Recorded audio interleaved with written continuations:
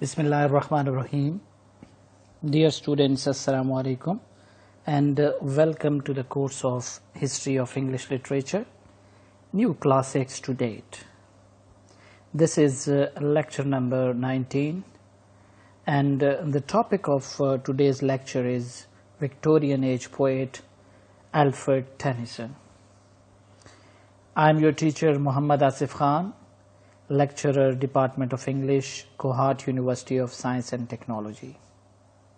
Discussion agenda for today's class is that first of all I will give you introduction of Alfred Tennyson, and then we will move towards the characteristics of his poetry. We will also study some of his important works, and in the end I will give you the conclusion of the whole discussion. So starting from the introduction of Lord Alfred Tennyson, he was born on 6th August 1809 and died on 6th October 1896.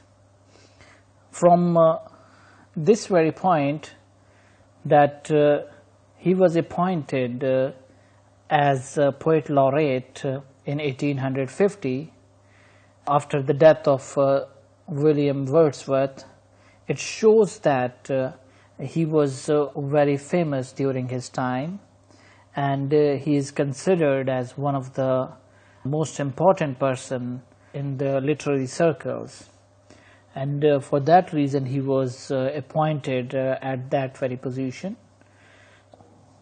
Another important feature of his poetry is that he is the representative poet of the Victorian age.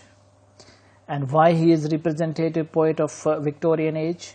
Because we see that his poetry is like a documentary record of the intellectual and the spiritual life of that very age.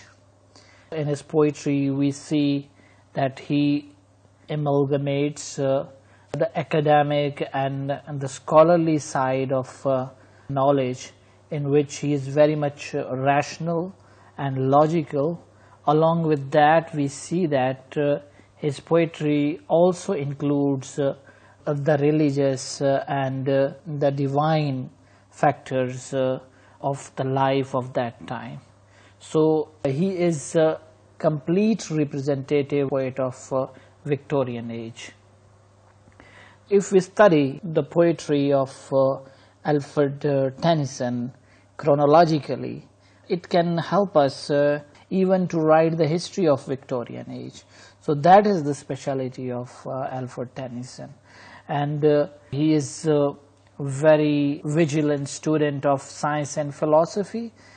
He paid great attention to these aspects of different sections of understanding and comprehension of the life. Basically, he was deeply impressed by the new discoveries and the speculations that were being done in that period. So these new discoveries in science and these very speculations in the field of philosophy were undermining the conventional and accepted principles and rules of the religion, and these very speculations were giving rise to different kinds of doubts and difficulties in the minds of the people of that very time. And we see that he was very much watchful in reading these new changes in the life. We see that he was influenced by Darwin's theory of evolution. We see that this theory believed in the struggle for existence and the survival of the fittest. These two are the top slogans of this very theory: the struggle for existence and the survival of the fittest. These two concepts completely upset and shocked the foundations of the religious beliefs and the religious faith. So we clearly hear the voices of conflict between the science and religion, and doubt and faith, materialism and spirituality, that is always present there in the poetry of Alfred Tennyson. So when we look at the range of subject matter of Alfred Tennyson, we see that it is very wide, and he incorporated subjects from medieval legends. Classical myths are also there, and the special thing was that he included the current domestic situation of that time. Along with that, he was a very keen observer of the nature, and for that reason we see that the depth and the range of Alfred Tennyson is very, very wide. When we look at his mastery of the rhythm, it is that he uses the musical quality of the words, and the reason behind that is that he wants to emphasize his rhythms. So there is an exquisite and varied music in his verses. Very few poets have used such variety of style with such an exact understanding of meter, and there are very few who experimented like him. And we see that Alfred Tennyson adapted the quantitative meters of the Greek and Latin poetry to English, and these very experiments are only there in the Tennyson's works. So he is basically the master of rhythm. When we look at Alfred Tennyson as an artist, we see that he again and again revised his manuscripts, and he paid great attention to polish his works. For this, we see that he is known for his perfection of the style and his mastery of the language. In style, we see that he is at once very simple, and reader can very effortlessly read the message which he is trying to deliver, and he is very plain, and there is no complication in his works. But at the same time, he is very ornate, and the thoughts which he is presenting sometimes has become very complex, and you see very metaphysical type of ideas which needs elaboration. So he reflects in his poetry his feeling for order, and his tendency towards moralizing the society.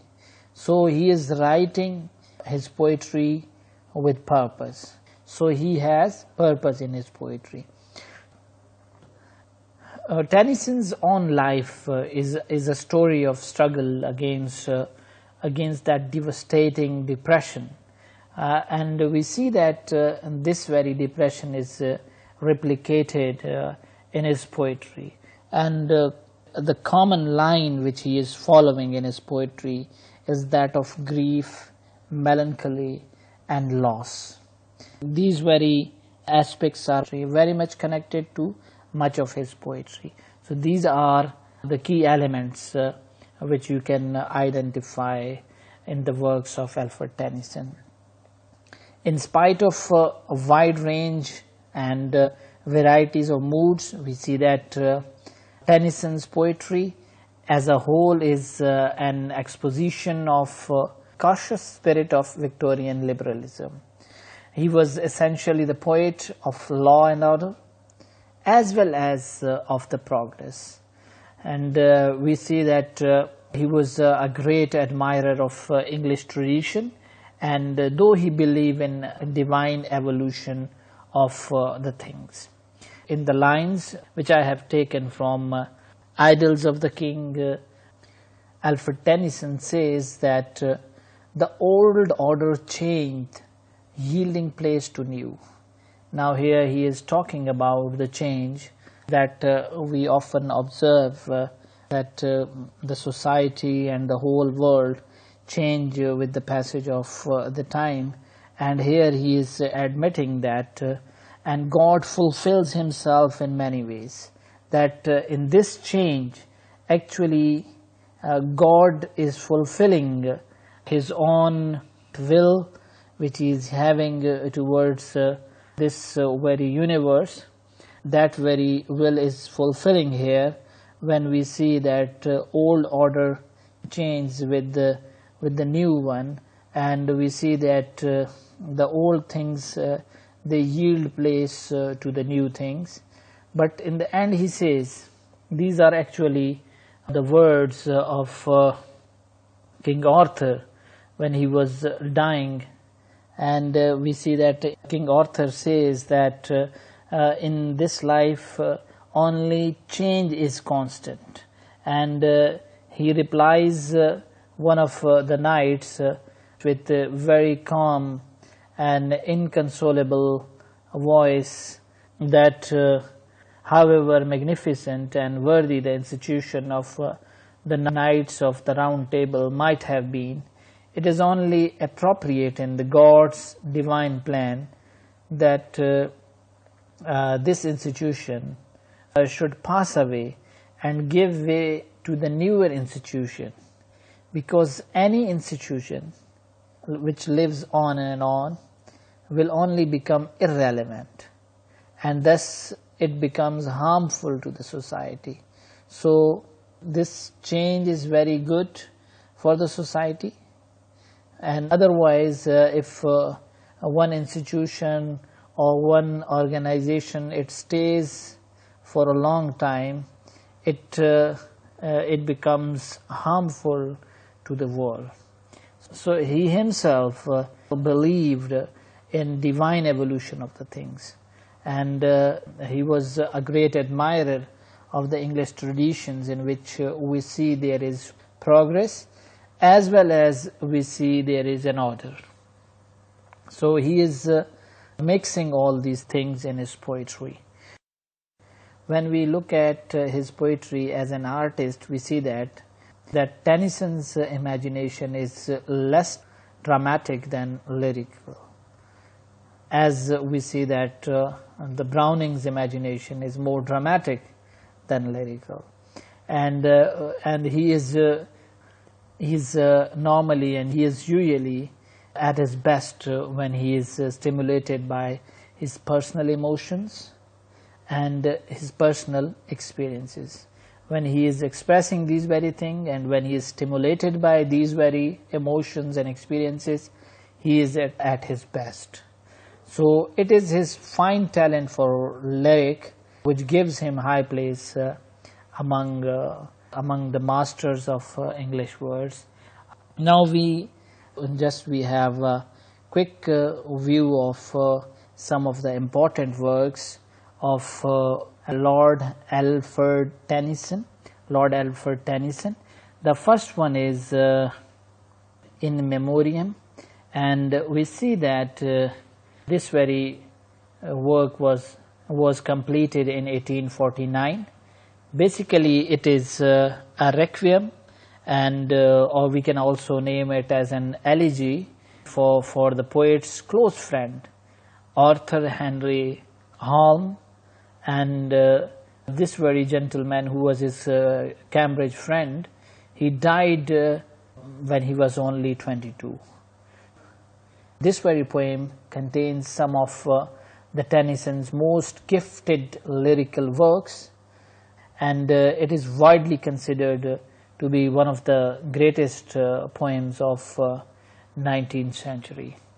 So the second work is Locksley Hall, and in this poem, which is written in 1835 and it was published in 1842, it basically narrates the emotions of a rejected suitor upon coming to his childhood home. And in this poem, Tennyson represents young life and its good side, its deficiencies and its yearnings. So He is representing all these aspects of the young life. The third important work is The Princess, and this very work is basically published in 1847. It is a serio-comic blank verse narrative poem, and this poem narrates the story of a heroic princess who forswears the world of men and founds a women's university where men are forbidden to enter. And in the same way the story continues.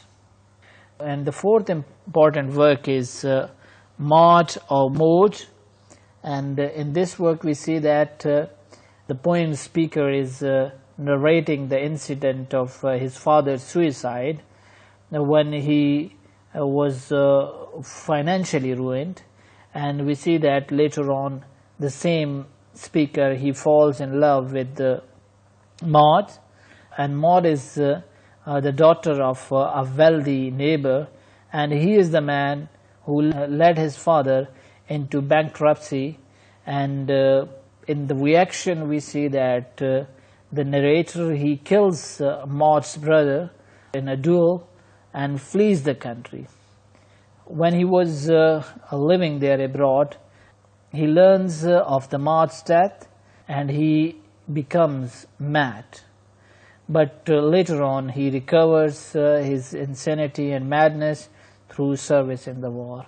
So that is the whole story of the poem The Maud, and very interesting one. And in this poem he is covering all these aspects of that day English society. After that we have Idylls of King.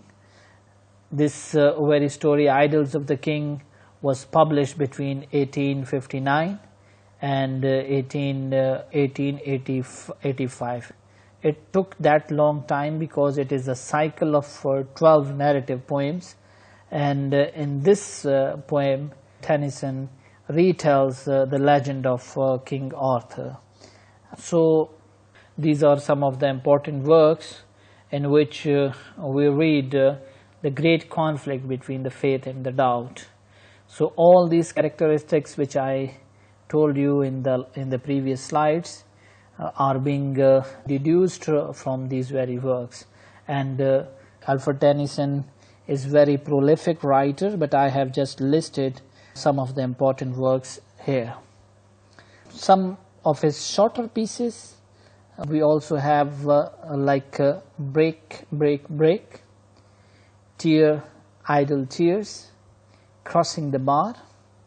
These very short pieces are among the finest English songs, and the reason for that is that there is a distinction of music and imagery. It is having very outstanding quality of music and imagery. So another important work is The Lotus Eater, and that is famous for his mastery of imaginative description. So this very poem, The Lotus Eater, it is basically inspired by his trip to Spain with his close friend Arthur Ham, for whom he also wrote his poem In Memoriam. So these are some of the important works. We see that during his lifetime Tennyson was considered as the greatest poet of his age, but after death we see a reaction started against him, and he was given a much lower rank among the English poets. But fortunately now we see that Tennyson poetry regained its well-deserved place, and the reason for that is that he has artistic perfection in his verse, and now he is considered as one of the greatest poets of the England. So that is the whole story of Alfred Tennyson, which I started from his date of birth and date of death. He was poet laureate, having the great quality of including the intellectual and spiritual aspect of the Victorian age life, and we see that he incorporated the doubts and difficulties and the voices of conflict between science and religion and materialism and spirituality. All these things are present in his works. So that is all for today's discussion on great Victorian age poet Alfred Tennyson. I hope that now you will be having a good understanding of this poet and the characteristics of the Victorian age will be more clear to you after listening to this lecture. Thank you very much for listening passionately. Allah Hafiz.